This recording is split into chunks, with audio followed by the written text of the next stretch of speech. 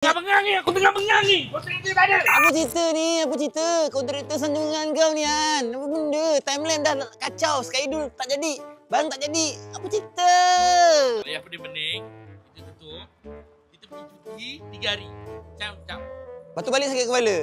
Baru sambung. Aduh, aku juga yang kena sakit kepala nanti. Kontraktor! Mana kau? Aduh, benda tak siap ni. Alamak, orang nak jalan bulan 12. Partition pun tak pasang lagi. Aku nak buat video macam mana ni? Macam mana? Kita ni mana? Nasib baik tangga ni murah. Kalau tangga ni mahal aku jual. Ada 2 ni tangga. Geram betul lah aku dengan kau ni. Kan?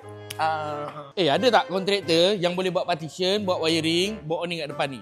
Kalau ada korang tag dia orang jap, tolong aku jap. Bulan 12 nak jalan ni. Aduh, pening ah. Duit bawa lari apa ni? Dia cari jap.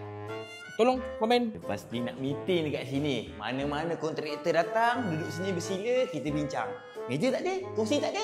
Macam mana? Aduh. Aircon tak ada. Itu pun dah kobong lah tu dah. Dah lopong lah. Alah. Apa-apa pun korang stay tune. Follow kita orang rapat. Tempat ni akan buka. Bulan 12. Aku nak bulan 12. Nampak kontraktor. Masuk komen. Orang nak beritahu ini nak jalan bulan 12. Ini habis tu benda tak siap. Dia cari kontraktor pula. Alah. Like, follow, komen, share sekali video ni. Assalamualaikum.